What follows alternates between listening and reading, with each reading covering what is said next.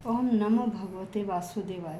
प्यारे भक्तों, हम श्रीमद् भगवती गीता का चतुर्थ अध्याय श्रवण कर रहे हैं। श्लोक संख्या 31 में हमने श्रवण किया था कि जो व्यक्ति यज्ञ नहीं करता है, किसी भी प्रकार का यज्ञ, चाहे वह द्रव्य यज्ञ हो या स्वाध्याय यज्ञ हो या योग यज्ञ हो, यदि व्यक्ति इन 3 प्रकार के यज्ञों में से किसी भी प्रकार का यज्ञ नहीं करता तो उसे सुख की प्राप्ति नहीं होती। जब उसे इस भौतिक लोक में ही सुख की प्राप्ति नहीं है तो उसे दूसरे लोक में कहाँ से सुख की प्राप्ति होगी। आज हम श्लोक संख्या 32 का श्रवण करेंगे, जिसमें यह बताया गया है कि जो ये जितने भी प्रकार के यज्ञ हैं ये सभी क्या हैं, वेद सम्मत हैं, वेदों में बताए गए हैं।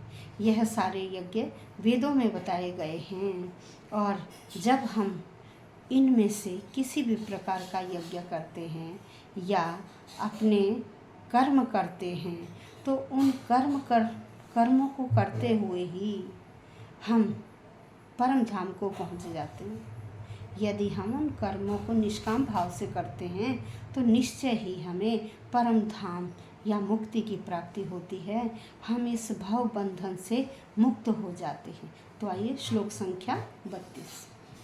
एवं बहुविधा यज्ञा वितता ब्रह्मणो मुखे कर्म जान विद्धि तान सर्वान एवं ज्ञात्वा विमोक्ष्यसे। एक एक शब्द का अर्थ देखिए। एवं इस प्रकार से, बहुविधा अनेक प्रकार के, यज्ञ इस प्रकार से अनेक प्रकार के यज्ञ वितता फैले हुए हैं। संसार में अनेक प्रकार के यज्ञ हैं। फिर क्या है, ब्राह्मणों मुख्य, ब्रह्मा कहा जाता वेद का, मुख्य मुख से। ये सारे ही किससे पैदा हुए, किससे? वेदों के मुख से, अर्थात वेदों में ये बताए गए हैं हर प्रकार के यज्ञ, यह सारे ब्रह्म के अर्थात वेदों के मुख से ही यह उत्पन्न हुए हैं। कर्म जान विधि, इनको कैसे समझो, विधि का मतलब समझो। कर्म जान, कर्मजन्य, ये कर्म से उत्पन्न हुए हैं। जितने भी ये यज्ञ ये क्या है, ये कर्म से उत्पन्न हुए हैं। इन्हें कर्मजन्य समझिए। तान इन सबको, उन सबको कर्मों से उत्पन्न ही विधि जानो। फिर कहा एवं इस प्रकार से, ज्ञात्वा जानकर, इस प्रकार से जानकर, विमोक्ष से आप क्या होगा, इस सांसारिक भव बंधन से मुक्त हो जाओगे। यहाँ श्री कृष्ण कह रहे हैं, हे अर्जुन, ये जो अनेक प्रकार के यज्ञ हैं ये सब वेद सम्मत है, वेदों में बताए गए हैं। ये सभी विभिन्न प्रकार के कर्मों से ही उत्पन्न होते हैं। इन्हें इस रूप में जानने पर, जो जान लेता है ना कि ये कर्मों से ही उत्पन्न हुए हैं हर प्रकार के यज्ञ, जो इन्हें जान लेता है वह व्यक्ति इस संसार सागर से मुक्त हो जाता है। क्योंकि पहले भी श्री कृष्ण बता चुके हैं कि देखिए वेदों में कर्ता भेद के अनुसार विभिन्न प्रकार के यज्ञों का उल्लेख किया गया है।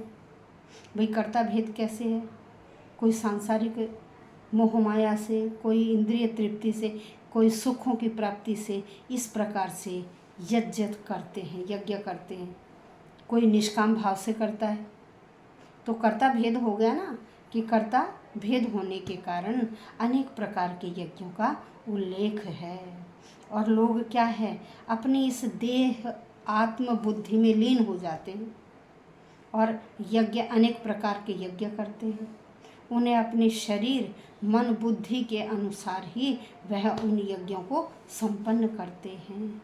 लेकिन जब हम इस देह से मुक्त हो जाते हैं, जो व्यक्ति इस देह से मुक्त हो जाते हैं और जो भी करते हैं वह ईश्वर को ही अर्पित कर देते हैं, भगवान को समर्पित कर देते हैं हर कार्य, तो वह व्यक्ति परम धाम को जाते हैं। यहाँ यह सारी बातें श्री कृष्ण जो भगवान है ना, अपने मुख से सुना रहे हैं।